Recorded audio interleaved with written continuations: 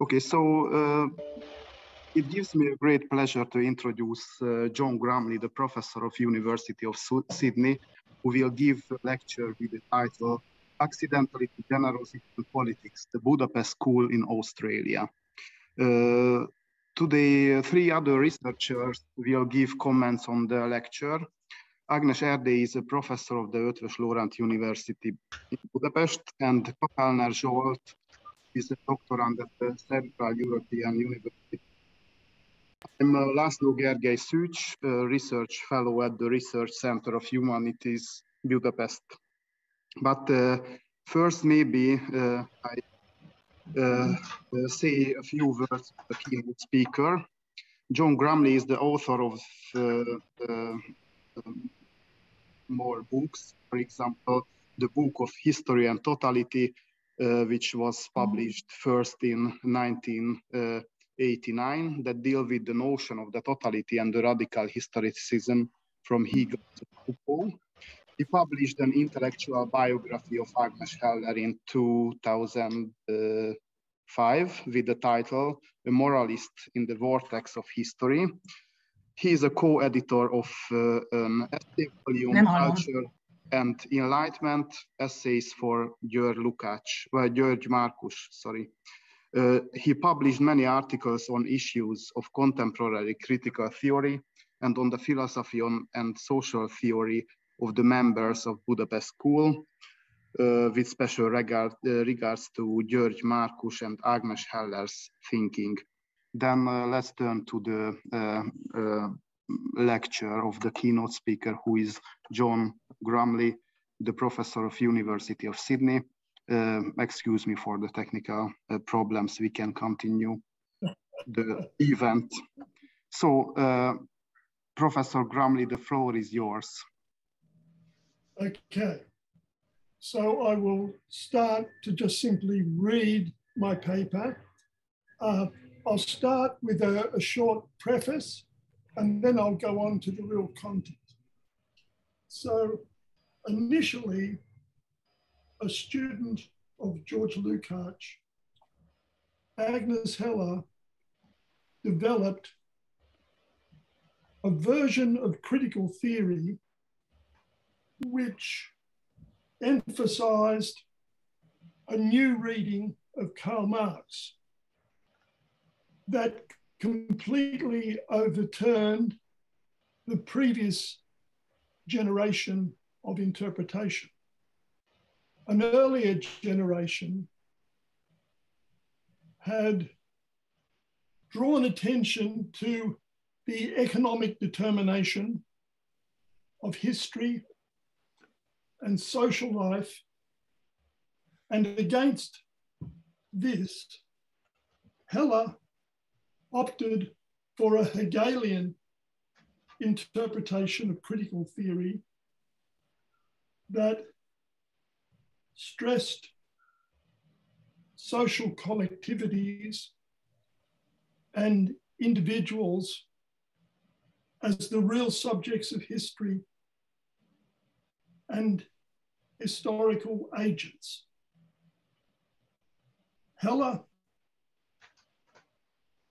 critical theory would come to leave behind explicit refinements to the Western Marxist tradition. The quest for better and complete groups of the implications of the Budapest School would bring to being the full impact of postmodern and globalization, to give a new reading of social and historical agency. She extended the Habermasian idea of a modern rationalized enlightenment as an incomplete project to the proportion that individuals must, by the very essence, render society as always incomplete, always open to new ways and subjective experiences. This paper outlines 3 key themes that exemplify Heller's critical theory. Her work was only revised in the organized mechanical events. It also reshaped the thinking of those around her. The key themes of this lecture are accidentality, generosity, and politics. For Heller, accidentality can change the lives, and just as unprecedented disasters, but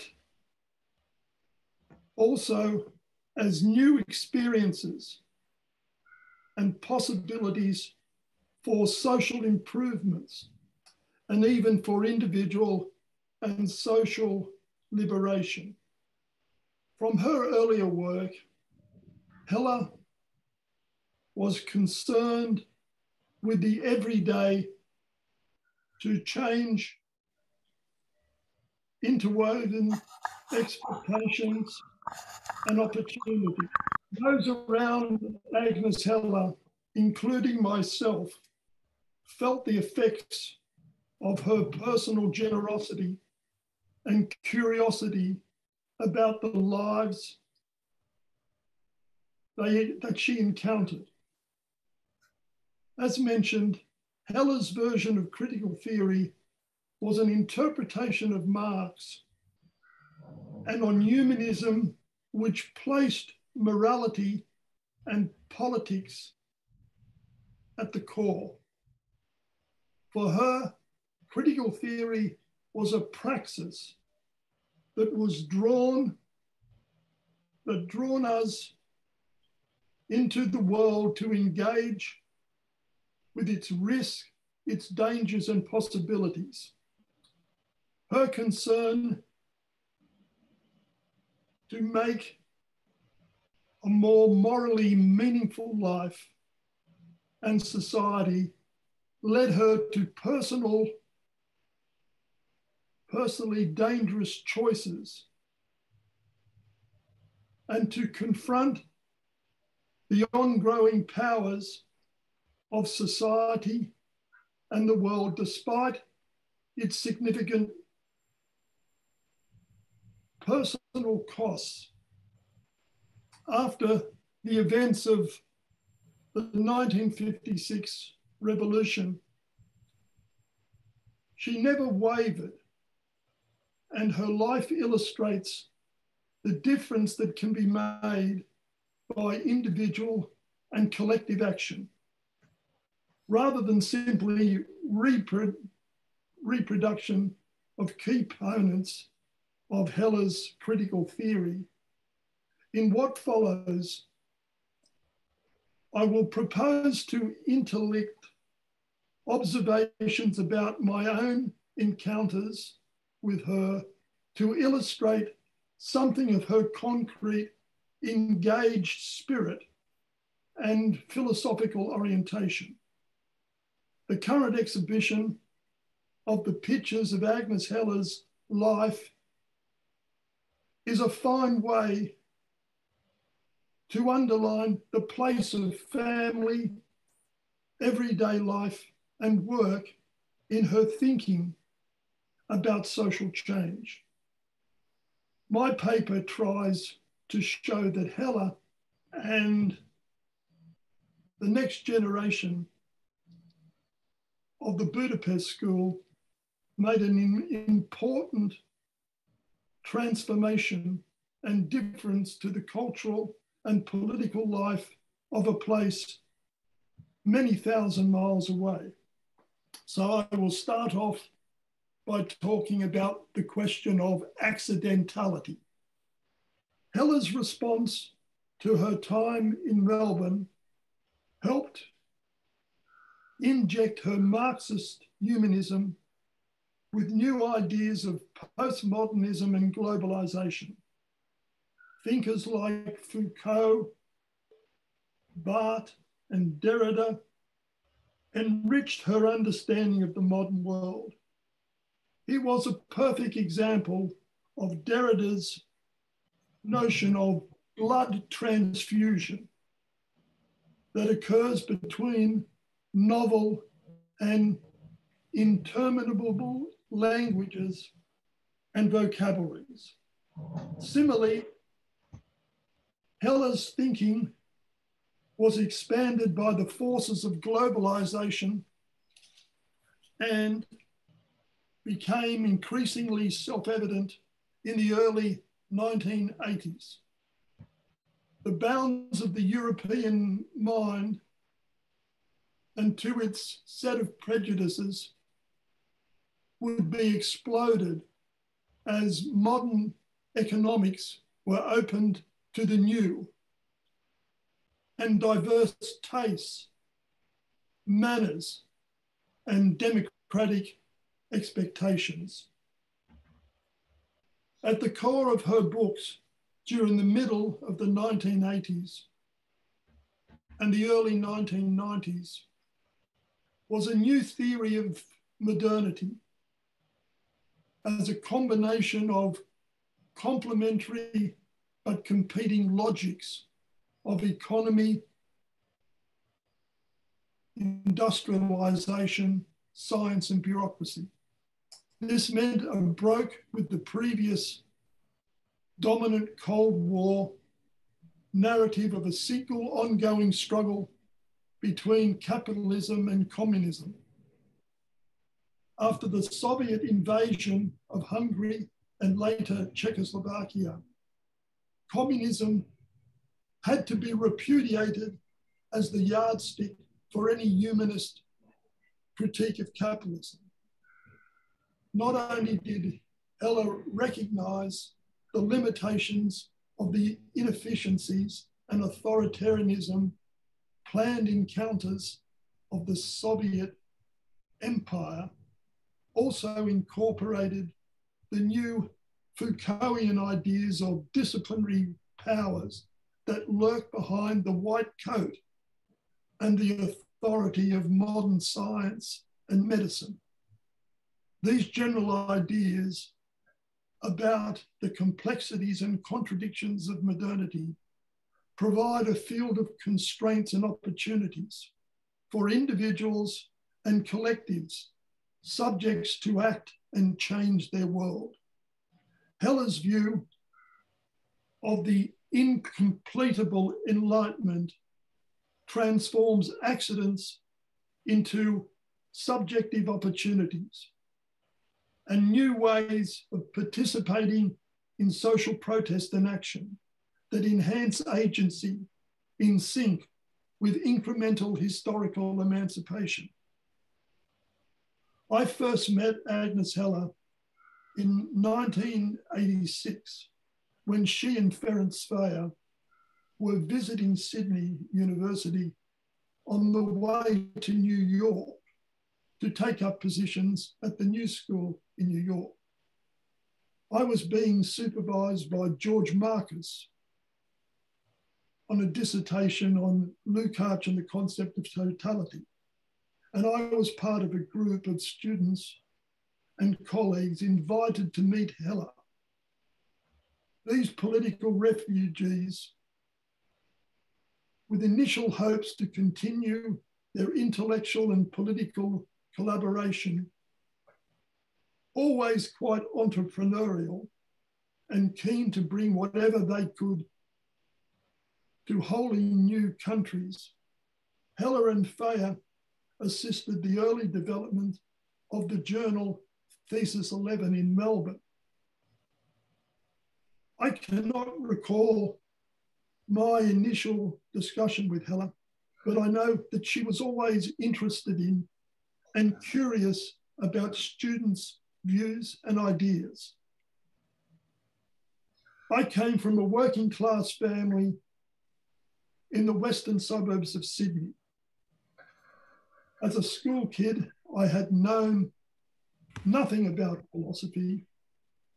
I was also lucky enough to be born in the generation of the baby boomers and the social democratic reforms of the Whitlam government that for a short time made higher education free. When I finally made to Sydney University, I had intended to become a school teacher. So I did my arts degree, selecting courses on ancient and modern history, as well as philosophy and government. After my honours year, I followed the script and I completed a diploma of education to qualify to commence a Master of Arts. And I sought,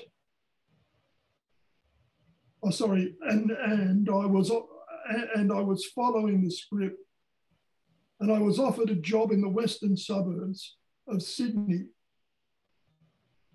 But I decided to drop out and I started to work, and I was looking for a new supervisor. Just before this, I had by chance seen in a bookshop in the city a work entitled History and Class Consciousness. And I had by chance, so I bought this book and became convinced that Lukács's Hegelian reading of Karl Marx, this was an interpretation of Marx that went against the dominant scientistic reading that at the time was gripped the Department of General Philosophy at Sydney University, responsive to the Cultural Revolution at the time of world protest against the US war against the North Vietnamese. The philosophy department's progressive courses were taught by a lecturer influenced by an Althusserian Marxist who repudiated the earlier humanist Marx. My chance reading of Lukács allowed me to appreciate the ideas of one of the new appointments to the Department of General Philosophy, and I was eager to meet him. Marcus arrived in Sydney with his family in March in 1978. Marcus was a marvellous lecturer with an enormous knowledge, like a great iceberg where most of the knowledge never appeared. Philosophy and a Department of General Philosophy, which later placed philosophy in a more responsive relationship to contemporary cultural and political life. Philosophy at Sydney could not have been an easier place or an environment for a thinker whose expertise united analytical and critical theory traditions. Almost immediately, Marcus was able to introduce a more comprehensive history of philosophy program as a unified set of courses for all students and produced a new era of cooperation. He educated a generation of students who eventually had successful academic careers and helped to transform the landscape of philosophy in metropolitan Sydney, making it more receptive to the traditions of critical theory. After I completed my dissertation, I was later, I published The Concept of Totality from Hegel to Foucault. And then I finally got a job lecturing in the philosophy department, and we also became colleagues. I continued to attend Marcus's courses whenever I could. From this time, I would occasionally see Heller at the Marcus home in Marrickville, in the inner west of Sydney. Disastrous accidentality imposed itself on the Marcus family in 1986, when Yuri Marcus, their eldest son, collapsed with a brain hemorrhage while playing soccer at the university oval. Yuri had been a talented philosophy student doing a PhD on ancient philosophy. And he was in a coma for some months and then transferred to a rehabilitation hospital for almost a year. And we would visit this rehabilitation hospital in Redfern for almost a year, and we became good friends with the Marcus family. Those of us around the Marcus family at that time witnessed how this tragic accident defined their life context and their dominant and dominated their futures. George and Maria Marcus would speak only of the daily requirements of Yuri's care, as he lived out the meaning of their mutual respect, as well as love for each other, in lives of enormous decency and courage. So the next section is on the topic of generosity. Mere acknowledgement of the accidentality that conditions change in history and in personal life is not, of course, an entirely novel insight in critical theory. What stamps this as Heller's distinctive thematic is her sense of the resources that we might best bring to bear as we negotiate and attempt to tame the unruly. Heller was mindful that the exertion of a self-regarding ego that seeks to impose itself on the unchosen circumstances would inevitably come to grief. Instead, she is drawn to the prospect of the generous act that calls for an intelligence about circumstance and reveals new opportunities for others. Generosity is not necessarily fully clairvoyant to itself, and Heller is mindful of it and a resource that produces unanticipated changes in the circumstances of those it touches and builds expectations for reform in living contexts. While Heller visited Sydney, the Marcuses were not really in a position to show the sights of Sydney, which of course, Sydney is my hometown and Sydney is a beautiful city. On one occasion, we invited Agnes to walk around the harbour and have a swim at Reef Beach in the National Park, which used to be a nudist beach. Sporting high heels and carrying a traditional handbag, Heller was set off on the long walk to Manly. At Reef Beach, we changed into swimming costumes and Heller set off with her sun hat and swam out towards the middle of the harbour where the Sydney ferries cruised back and forth and sharks cruised down the harbour. Although she was a very practiced swimmer, I was very worried by the potential dangers and tried in vain to call her back. What struck us on the memorable walk was not just Heller's intrepid spirit and zestful grasp of every opportunity, but her intense focus and curiosity about everything we saw. On our walk, she was not only interested in what we thought about cultural topics that she was an expert on, but also in our views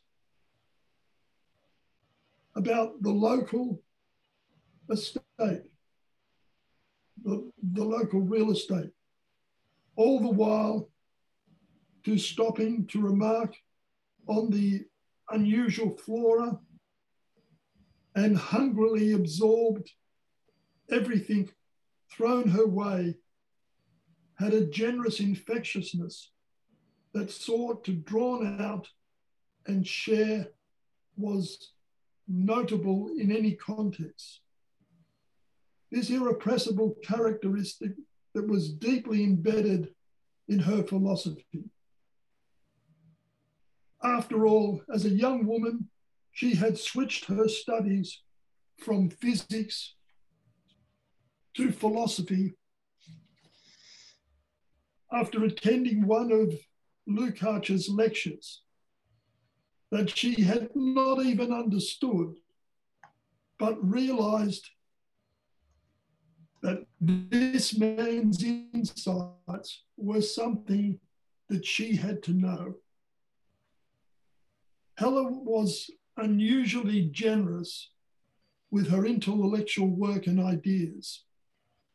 After I completed my book, Agnes Heller, A Moralist in the Vortex of History, she always sent me copies of her papers and essays, as she did to other of her students and friends.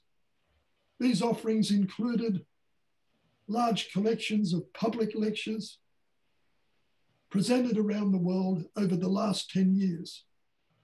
And I compiled them into a book called Afterthoughts Beyond the System.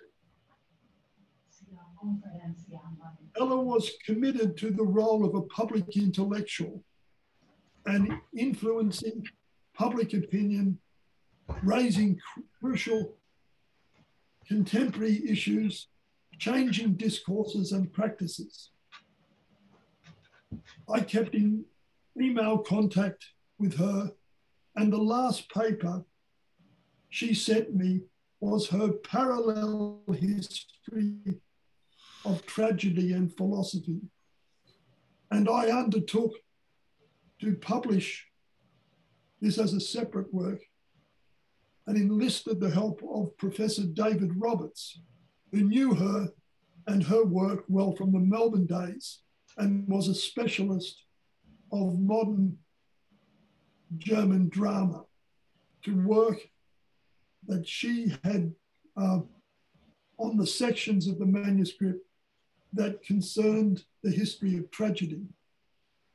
Soon after I heard that Heller had died swimming during her holiday at Lake Balaton in the countryside outside of Budapest. Although Heller was elderly, I was shocked. I had known that her mother had lived even a longer life, and Heller herself was so full of life that it was hard to comprehend that she had passed away and in such an unexpected way. So this comes to politics. As a young woman, Heller was offered a talk at a conference on Hannah Arendt's The Life of Mind. The gist of her paper was that Hannah Arendt's thinking had never been an isolated ivory tower activity. She views Arendt as a Republican thinker in the Roman sense of engagement with public rhetoric dedicated to mobilizing emotions and projecting her value commitments. Agnes had been a reporter at the trial of Eichmann that had led to his trial and eventual execution in Israel in 1962. Drawing inspiration from Arendt, Heller transforms the most isolated activity of the thinker into one of the most engaged, influential, and socially impactful in the contemporary world. This centrality of the practical and the political remains at the core of her way of thinking. In my memorial after her death, I stressed her role as the dissident and the outspoken critic of the Orban authoritarian regime. This activity is undoubtedly at the center of Agnes's late work, if nothing like its totality. In 2013, on one of her visits in Sydney, she gave an interview to the Australian national program, The Philosopher's Zone, and she spoke about her fears at the time of the Soviet invasion into Hungary in 1956, and that her compliance with the new Soviet imposed regime, despite her acquiescence, her close link to Lukács was enough for her to be sacked from her lectureship at the University of Budapest. It was not until early in the 1960s that Maria Marcus, who had been working with an older, influential ex-politician, was able to wrangle Heller a new research job in Budapest. From that time, Heller decided she would never again be morally compromised by the forces of political power. She continued to maintain this stance of critique of existing social conditions and inequalities without fear or favor. Agnes Heller wrote about the moral mission of the philosopher as an integral unity of theory and practice, the passionate unification of the anthropologist with the sociologist. This was only a reaffirmation of her view of the essential moral task of the philosopher, raised by the changed historical conditions of the time of the French Revolution. From that time, the philosopher could not remain a mere observer of the natural world, but must strive to realize ideals within the existing world. This was not just an early phase of youthful idealism. When Heller arrived in Australia, she would recast her moral theory in 3 volumes in terms of a broader vision of contemporary modernity. This new theory continued to reassess previous ideas and frameworks. A revision that was most evident in the final volume, the 3rd volume is called An Ethics of Personality. Here, the very idea of a comprehensive social theory or a moral theory falls away in the light of her new insights into the incompletable modernity. This volume begins with a series of lectures on Nietzsche, followed by a set of dialogues with the fictitious wise old Vera on the question of the possibility of an ethics of personality, and concludes with a series of letters between a mother and her granddaughter. The form of this final volume reinforces the fragmentary character of the modern world. Here, the philosopher abandons the task of peddling universal truths in favor of actively assisting our engagement with and efforts to pursue the better possibilities of our accidental, unchosen worlds. We have seen that Heller's desire to unify theory and praxis clearly expresses her critical and political aims. Never content to remain a philosophical observer, both herself and Ferenc Fayer continued to write commentary on topical contemporary political issues. After the death of Fayer in 1994, her commentary on contemporary politics increased.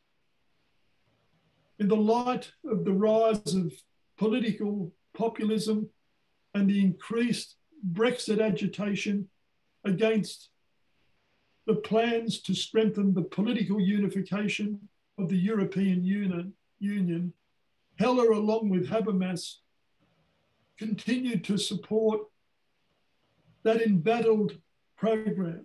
Heller had praised the leading role of French President Emmanuel Macron, who, I quote, exudes intelligence and amiability, energy and sympathy, and knows how to create a harmonious and living atmosphere, end of quote. As I said in my memorial remarks, the European public service will miss her because of her stand against xenophobic populism. Hungary will miss her even more. And I added that she was a fearless critic of Orban's national right-wing authoritarianism and anti-Semitic government at a time it really needs a robust opposition. I personally benefited enormously from Agnes's friendship, and her country owes her a great deal that will continue to live into the next generation. Thank you. Professor Grumley, thank you very much for that interesting lecture. First, I will have only a few questions concerning your very interesting interpretation about Agnes Heller. If I understood your presentation correctly, you assume that despite the important changes after the emigration in 1977, there was a more or less continuous development in Agnes Heller's thinking. According to your interpretation, Heller attempts to develop a humanist Marxist critical theory before the emigration, which was influenced by new impulses after the emigration.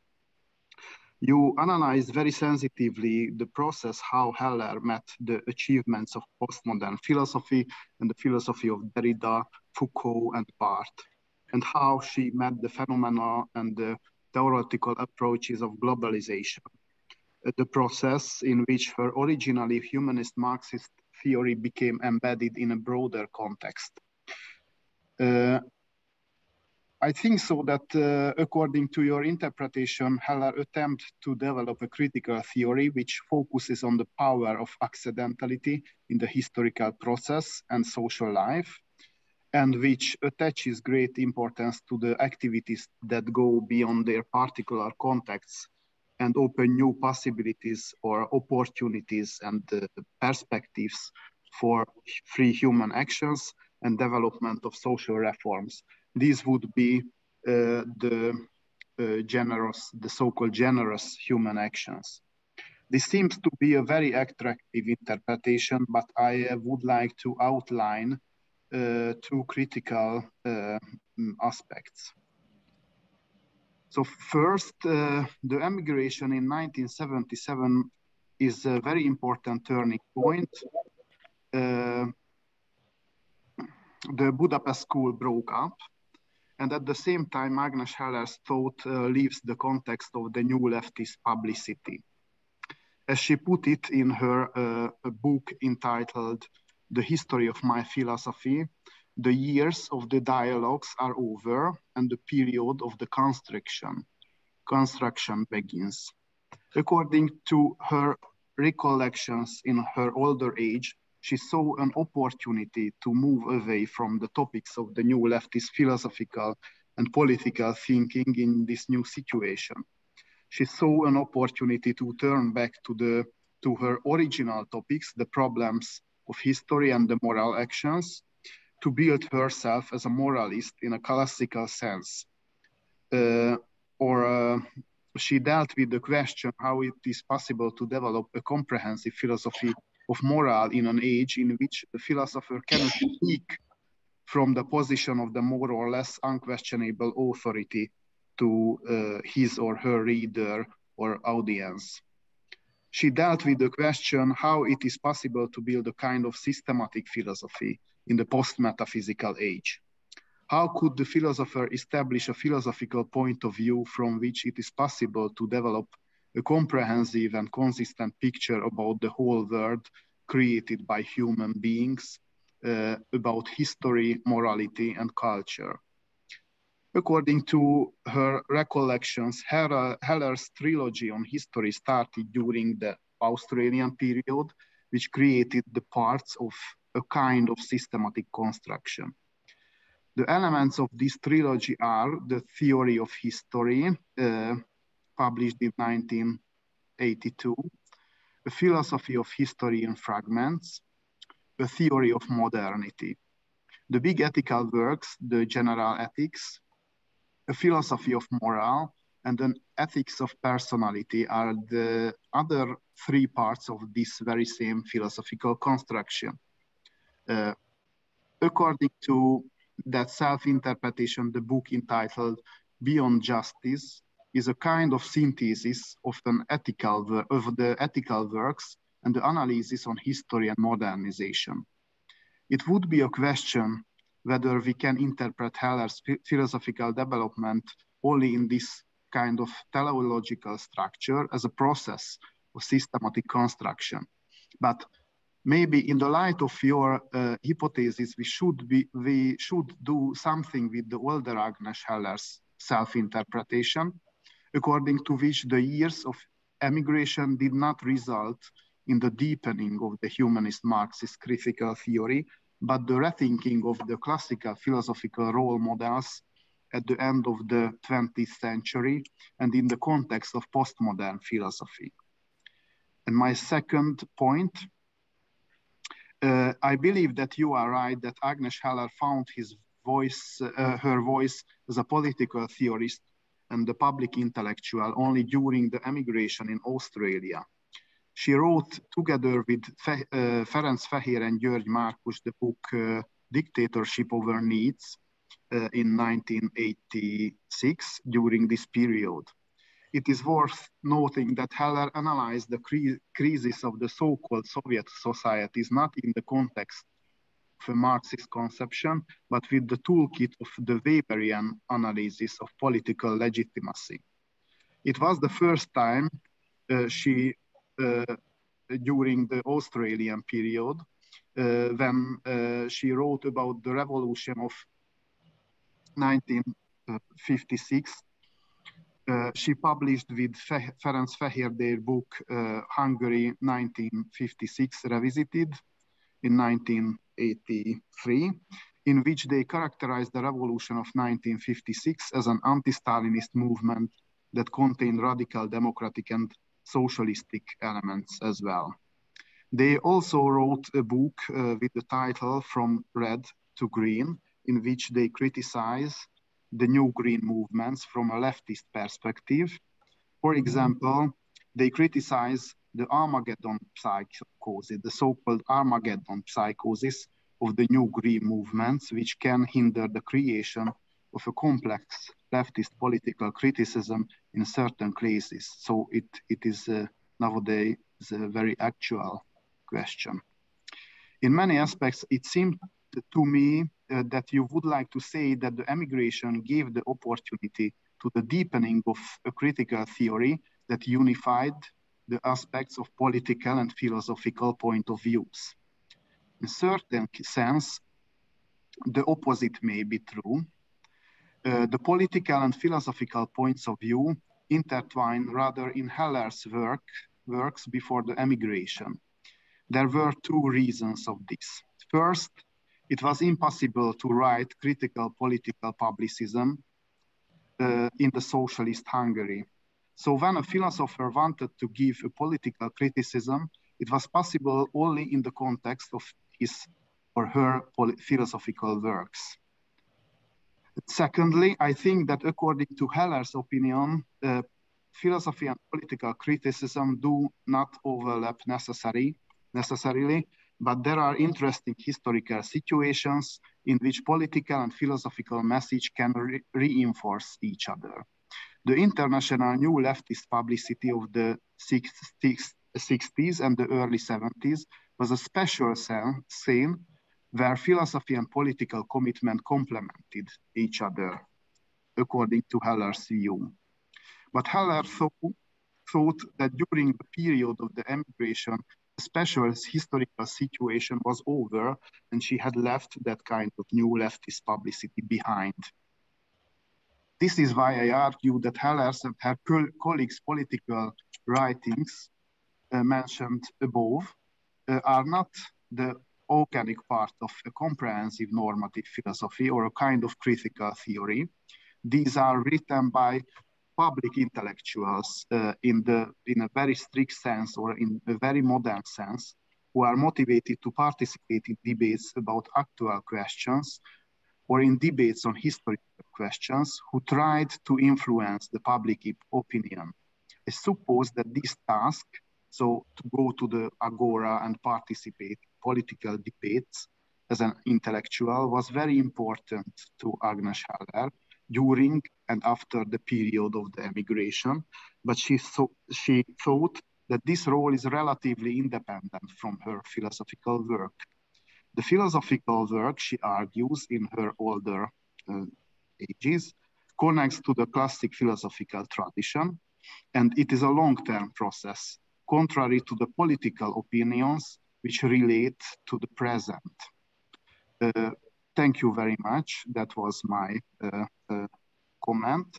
And I give the floor to Ágnes Erdélyi to give some comments on the lecture as well. Yes, thank you. Actually, I only want to complete the previous comment with a few remarks and questions concerning the views of György Márkus. Although the lecture we heard is basically about Ágnes Heller, its observations sometimes refer more generally to Heller and the rest of the Budapest School. The rest is in this context Ferenc Fehér, Mária and György Márkus, namely those members of the school who also immigrated to Australia in the late 70s. Or the text refers plainly and directly to the Budapest School. For example, in the formulation, the Budapest School's early advocacy of a humanist critical theory. These generalizations are, however, in certain cases, at least in my eye, somewhat problematic. The generalization is absolutely correct, and I totally agree with it, where the argumentation tries to persuade the reader about the explicitly formulated aim of the paper. I quote, "My paper tries to show that Heller and the rest of the Budapest School made an important transformation and difference to the cultural and political life of a place 3,000 miles away." End of quotation. The author perfectly convinced me that the presence of the members of the school at Australian universities had changed the academic and intellectual atmosphere in Melbourne and Sydney already since the early 80s. I was especially convinced by the description he gave on the effect of Márkus György Márkus teaching at the University of Sydney. I quote, "Márkus was a marvelous lecturer with an enormous knowledge, like a great iceberg, where most of the knowledge never appeared. He educated a generation of students who eventually had successful academic careers and helped to transform the landscape of philosophy in metropolitan Sydney." End of quotation. This description strongly reminds me of my own experiences at Budapest University, where Márkus courses, visited by all grades of philosophy and not only philosophy students, entirely transformed the landscape of philosophy in the mid-60s. The paper, however, tries to realize not only its explicitly formulated aim, but it also seeks to answer the reversed question: how the emigration influenced the thinking of the members of the Budapest School. And in this context, I find the generalization in certain cases as somewhat problematic. For example, the claim formulated immediately in the first paragraph that Heller's critical thinking would bring to bear the full impact of postmodernism and globalization is, so to say, Heller specific. It cannot be extended to the rest of the school. Or, as the author formulates later, I quote, "Heller's response to her time in Melbourne helped injected her Marxist humanism with new ideas of postmodernism. Thinkers like Foucault, Barthes, and Derrida enriched her understanding of the modern world. Here was a perfect example of Derrida's notion of blue transfusion that occurs between novel and indeterminable languages. End of quotation.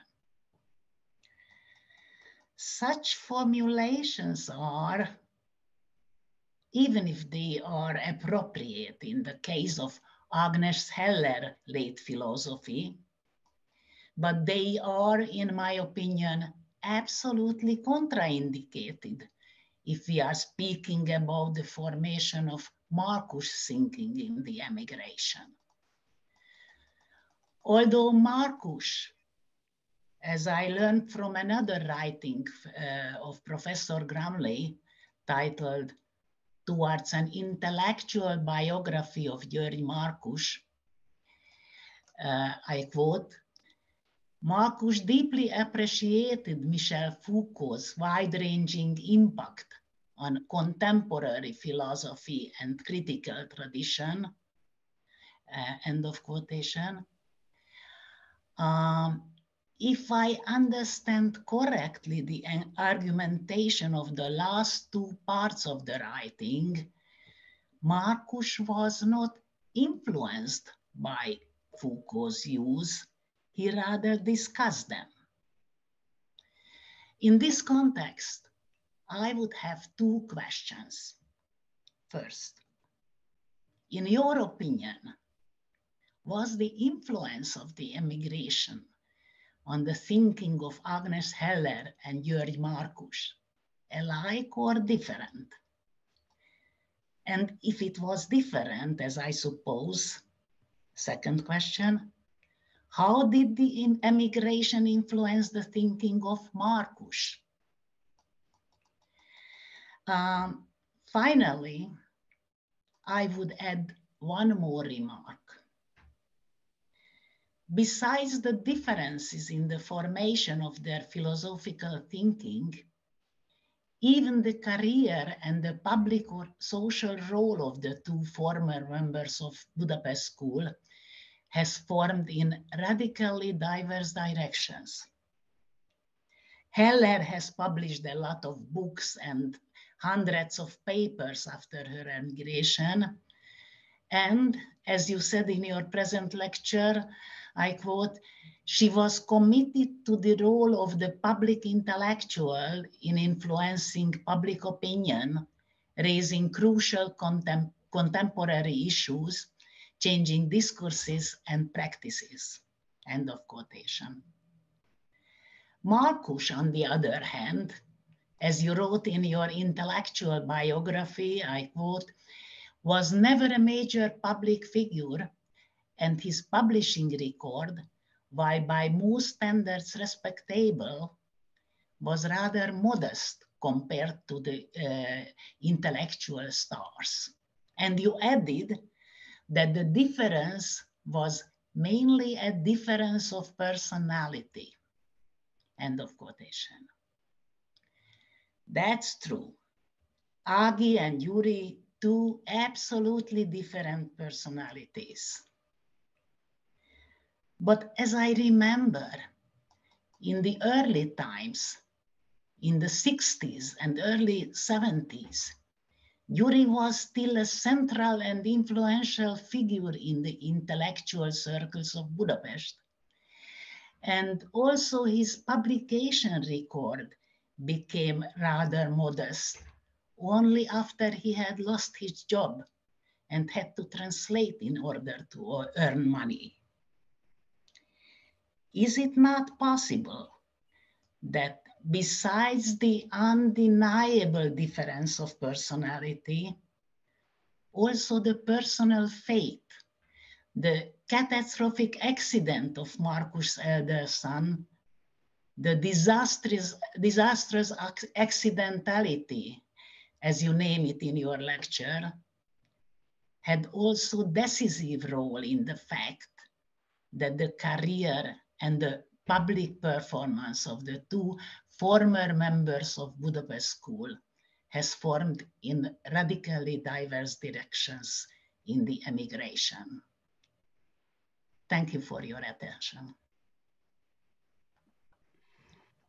Thank you very much. And Zsolt Kapelner is the following speaker.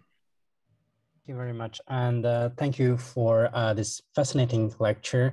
And thanks for the opportunity to offer some comments on this. So I was asked to reflect on your lecture from the point of view of critical theory and the possible connections between the Budapest School and critical theory. And this is what I would like to do, perhaps situate the Budapest School in a sort of wider intellectual history of the late 20th century. Obviously, this is a very large topic, and I can only offer an outline of some kind of story, but I try to do that. So the way I see it, critical theory, by which I mean the Frankfurt School and adjacent thinkers and traditions and publications, and the Budapest School have many points of connection. Obviously, the big one is the influence of Georg Lukács, which in the case of Budapest School is of course more direct, but also it's undeniably there with critical theory as well. But also I think there is deep affinity between the two in the sense that, especially in the early 60s, they are trying to answer the same sort of question, which is how can we reflect philosophically on the present world situation, right? After the fall of fascism and the emergence of post-Stalinist socialism, the mid-century welfare state, together with growing social conflict, how are we to reflect on these developments philosophically, right? We need to turn to philosophy because the moment of realization had passed, as Adorno says in the beginning of Negative Dialectics. And that is very much the task that I think both Budapest School thinkers under the influence of Lukács and critical theory undertakes. But of course, they have very different perspectives on this question because while in the critical theory tradition, a generally pessimistic outlook dominates, even in thinkers such as Herbert Marcuse, who will become sort of more enthusiastic as the 68 events unfold in the early and even mid 60s. He is still very much skeptical of the possibility of any sort of progressive or emancipatory change. In contrast, in the Budapest School, the idea of the Renaissance of Marx and the prospects of creating a Marxist humanist philosophy of history that is adequate for our present the contemporary situation is dominating, right? So the key document of this, in my view, is Marcus's Marxism Anthropology, which is an absolutely fascinating reevaluation of the revolutionary philosophy of history of Marx based on the early writings, but also, Heller's idea of the revolution of the everyday life and related views.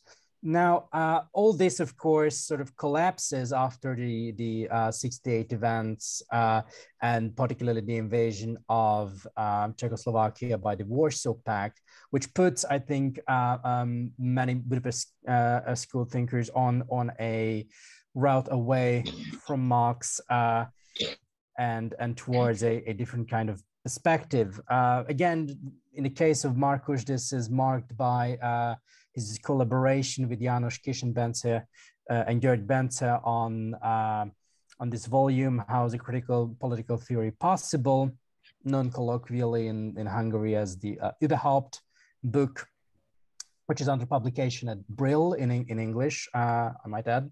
So it's a very, very exciting thing. So in that book, they come to the conclusion that in contrast with the general optimism of the anthropology book, actually in the Überhaupt, they argued that the vision of a fully emancipated society in which alienation, reification are completely eliminated, that is not a coherent view, that we cannot coherently conceive of such a society, and therefore we need to reformulate the whole project of social progress and emancipation in the form of a kind of gradual process whereby we address particular forms of alienation, reification, and injustice, and try to do our best to remedy them. But this general sort of hope that a broadly Marxist humanist philosophy, emancipatory philosophy of history can be revived, that is lost in these years. The kind of pessimism that Professor Grumley notes in his paper on the intellectual biography of Lukács is it largely originates here, right? It's not really there in the earlier works. Now, what I would like to draw attention to is that a very similar thing happens with critical theory as well, where in the post-68 world, the question becomes, what are we to do with the project of progress and socialism, particularly, which the hopes for which were kind of again revived in the 68 period with Marcuse's enthusiasm and also with others. And just as in the Budapest School, particularly in the case of Márkus, the kind of idea that we need to abandon the grand historical philosophical outlook for a kind of piecemeal approach. Similarly, this kind of an outlook comes to dominate in the second generation of critical theory with the philosophy of Habermas and similar authors. And I think it's also interesting that these two traditions move in a kind of long parallel intellectual pathways, also in the sense that the focus of attention becomes more and more, not so much the prospects of socialism and the left as such, but the very project of modernity. But both in Habermas and in Márkus and in Heller, this takes the place of an earlier sort of more closely, of an earlier outlook more closely focused on Marx and socialism. But of course, there is an important point of distinction between, I think, both the Habermasian project and that of Márkus, Heller, and the Budapest School more broadly, which we can make sense of in terms of the kind of optimism-pessimism axis already mentioned. Because Habermas increasingly during the 70s and then culminating with the theory of communicative action in 81, takes up a kind of optimistic outlook whereby he comes to believe that even though we cannot really hope for a kind of grand earthly salvation of humanity through some revolutionary process, it is nonetheless possible to reassert the dominance of life word over the system and to subsume society to communicative action as against strategic or instrumental action. So this kind of incomplete project of modernity is something that can be completed, at least in principle, and there's an optimism there in this sense of progressivism. In contrast, Márkus and Heller both come to think of modernity as a process in which we have kind of diverging diverging forces are in action, which are potentially in tension with one another, and the best we can hope for is really a kind of finding a good balance between these and avoid kind of social catastrophes that are always lurking in the background.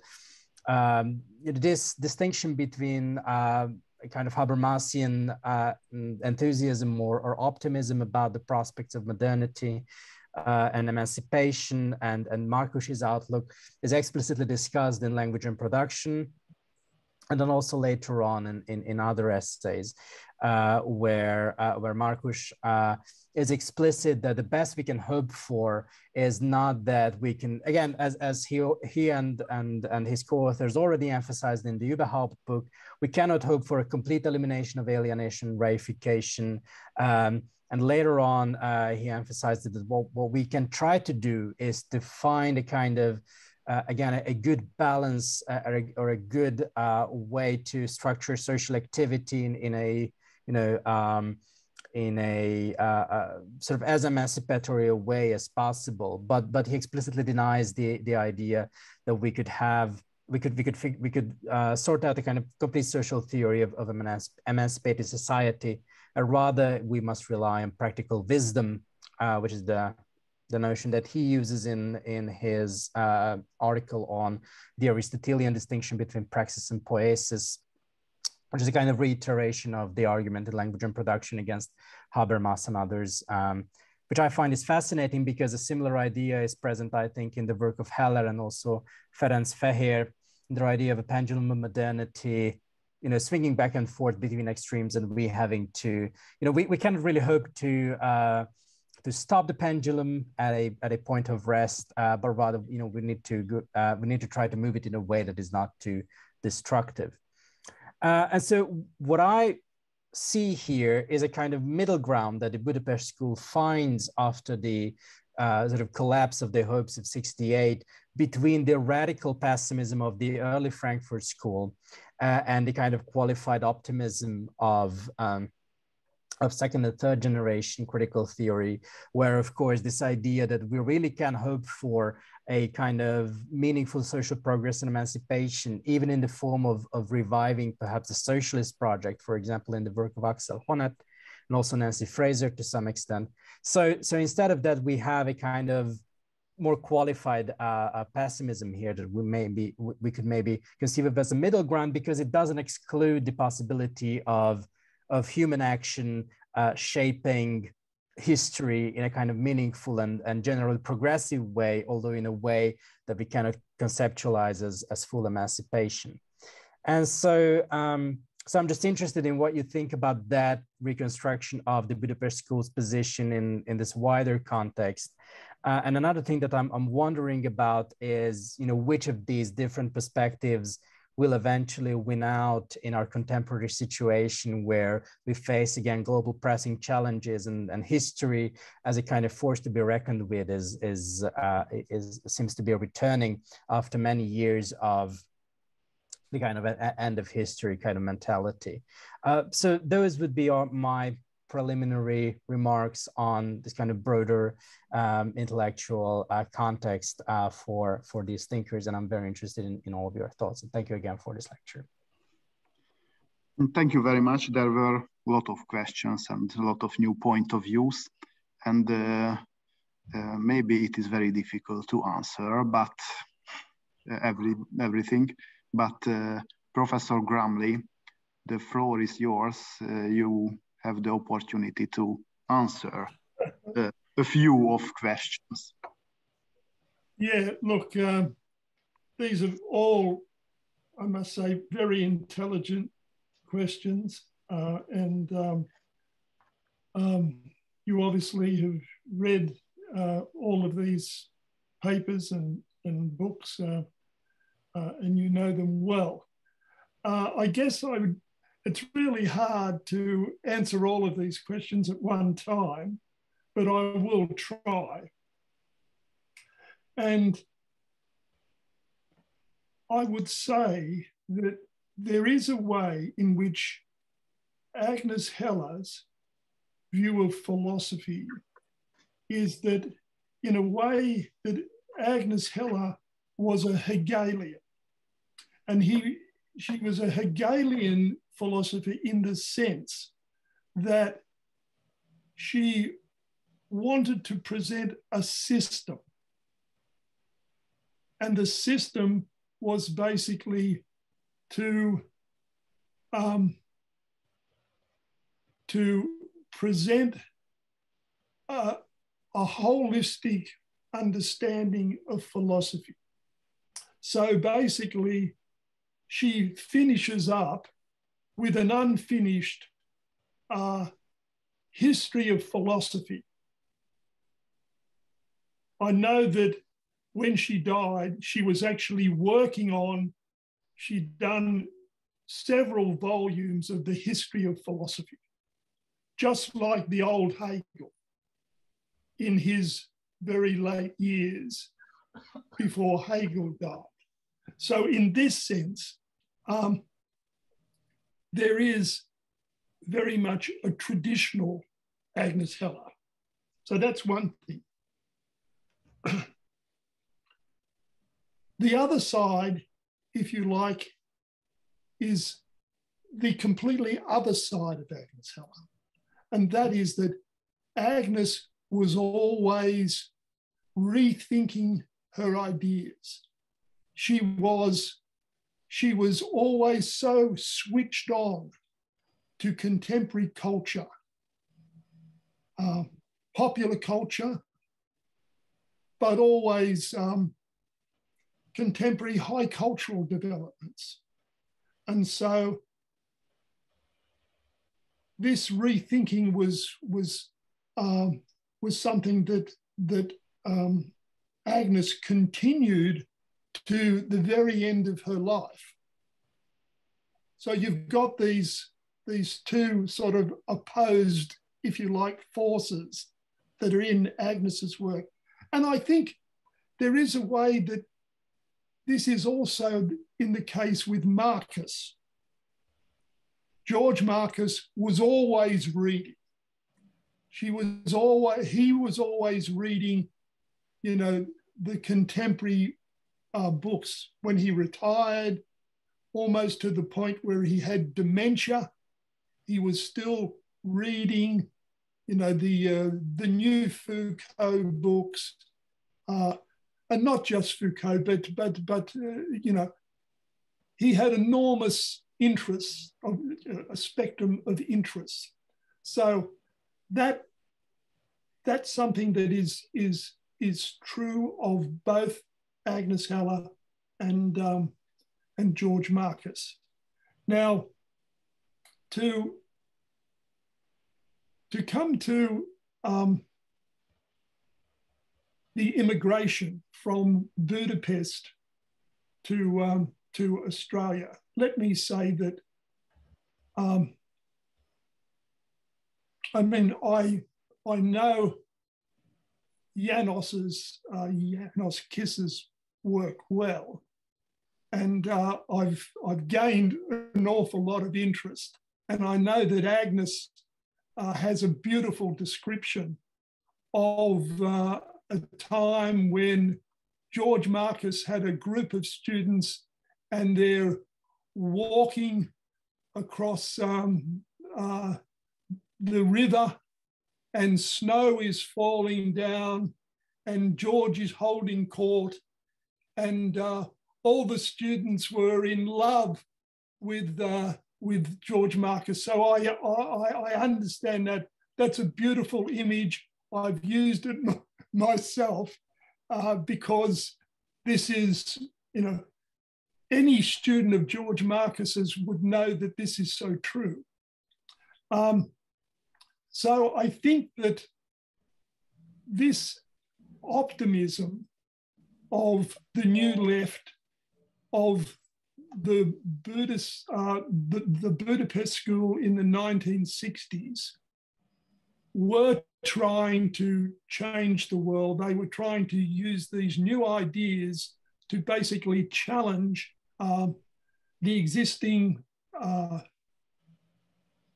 Soviet authoritarianism or tyranny, and they were hoping that there were new subjective possibilities. So this was, if you like, the perspective of the 1960s. And in the immigration, I think that the Agnes that gave me an earlier question today,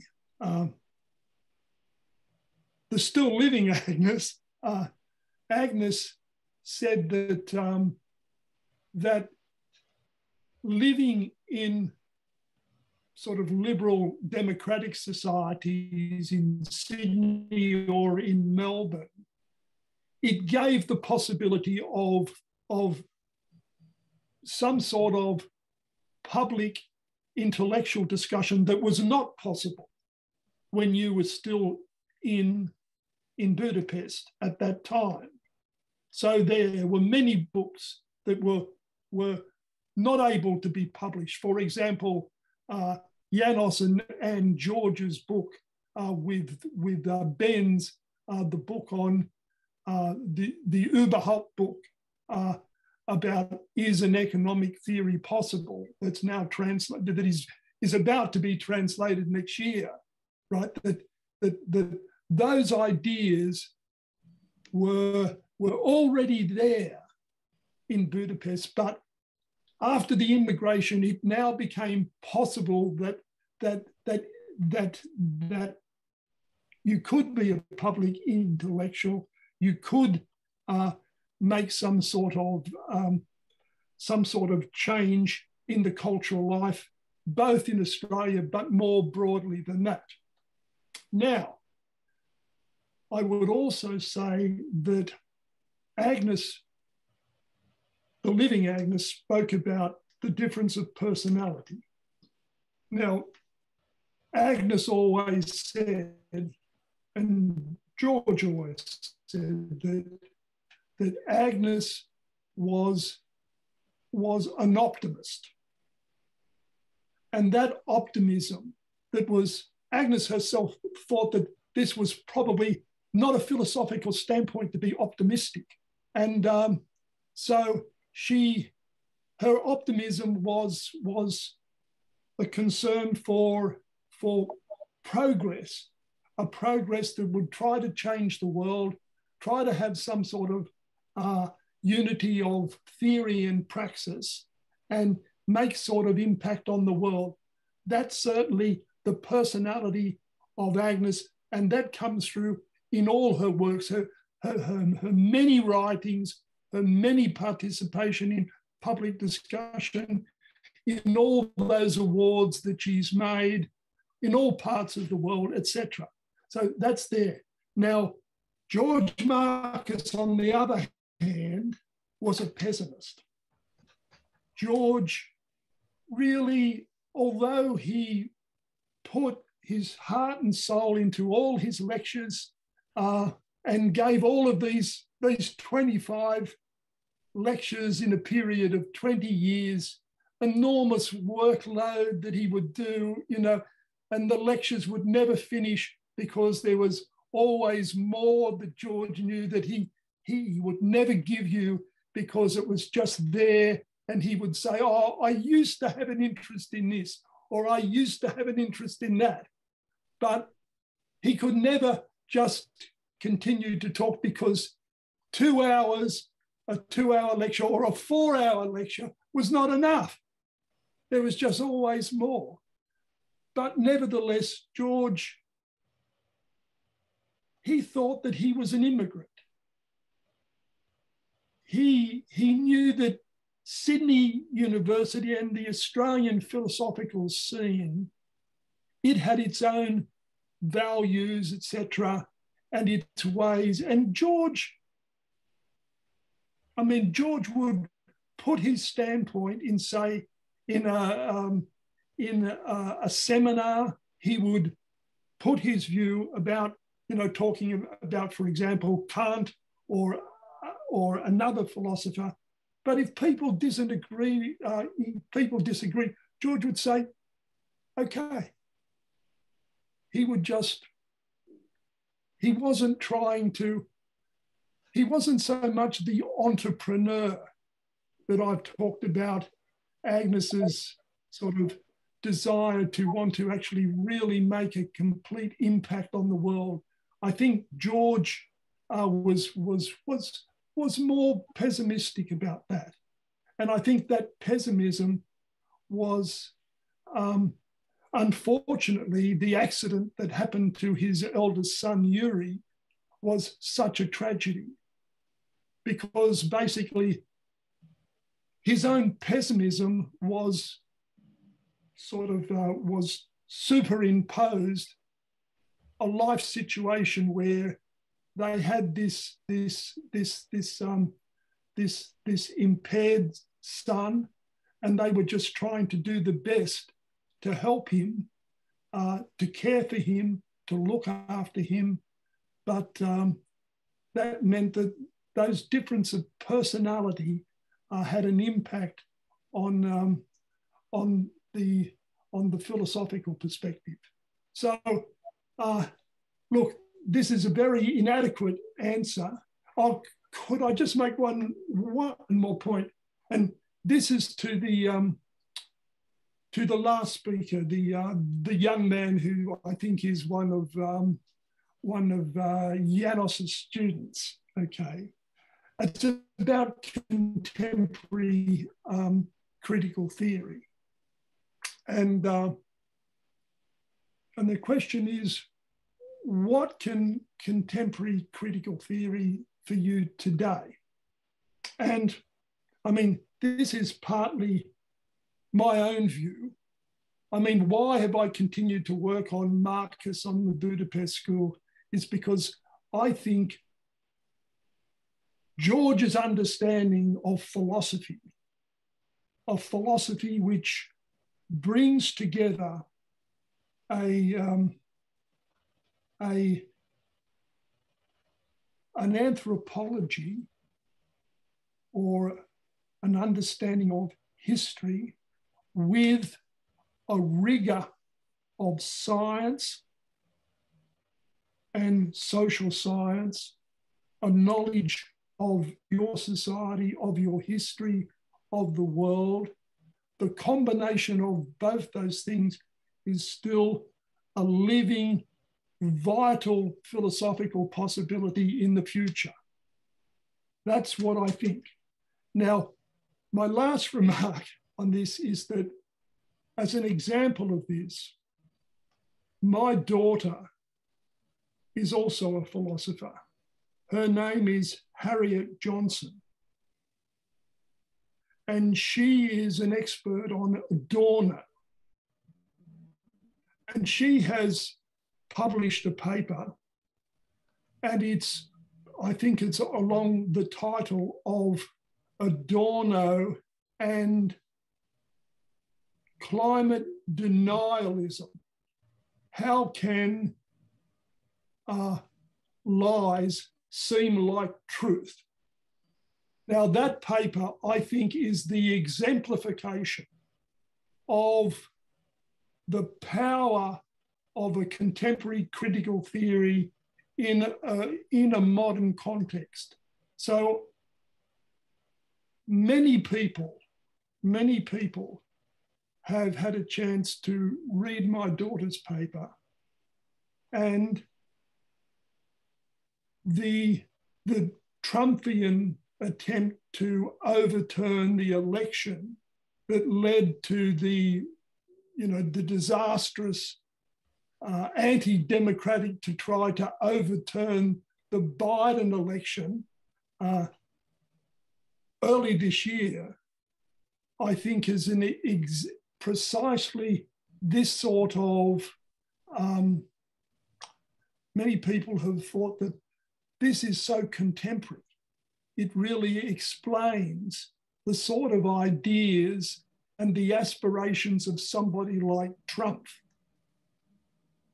and the need to basically step back from that sort of radicalism and to affirm the need of a democratic society and its possibilities of a more emancipatory possibilities in a contemporary context. So that's, sorry, but that's what I would say. Thank you. Ágnes or Zsolt, would you like to react on the words of Professor Grumley? Nothing special. Maybe only that it's the optimism and pessimism that's probably true, but it's only a further feature of the difference of personality. That's also true, but I find that there must be also something else. That's not the difference of personality is not enough. And otherwise, thank you for your answers. Yes. Oh, could I just say to Agnes, look, the people that I really know, I know well, I know Agnes, I know George, I know Janos, or pretty well, not as well, but well. But there was a lot of people in the Budapest School that I've had, like you, I've met once, or or Michele I've met a couple of times.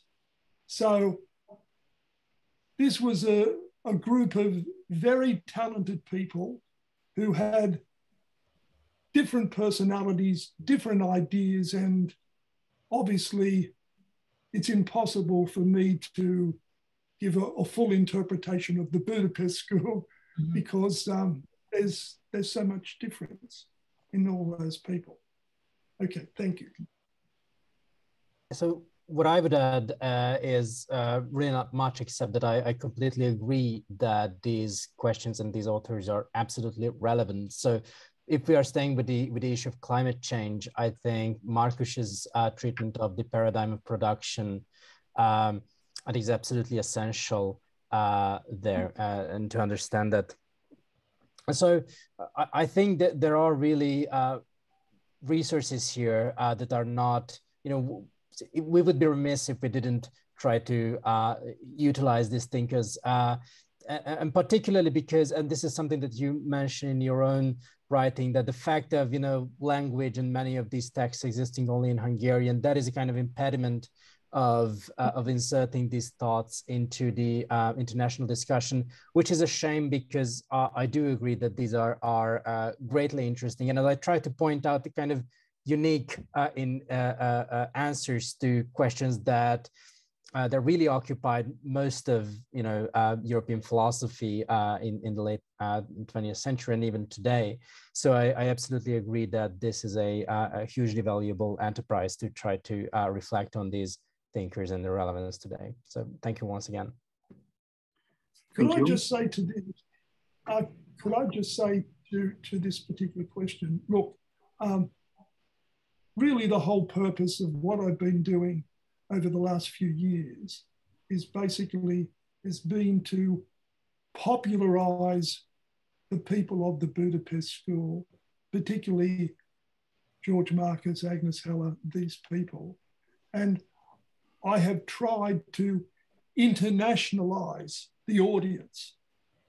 So I've had students from China coming to Australia who have been influenced by the Budapest School. Agnes went to China and lectured in China, but not just in China.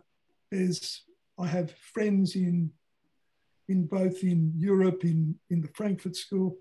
There's people in New York that I know, people in South America. So more and more, I have tried to popularize these words. I mean, in many cases, the Budapest School, because of its immigration, there are many Hungarians who haven't had the opportunity to actually read many of these lectures and papers that have been published in English or don't know English. And so I've tried to make it possible to access these papers, these published papers, these unpublished papers, these lectures. I intend to launch the George Marcus archive, and all of these documents, all these papers, all these letters will eventually be available for international colleagues and students so that they get a chance to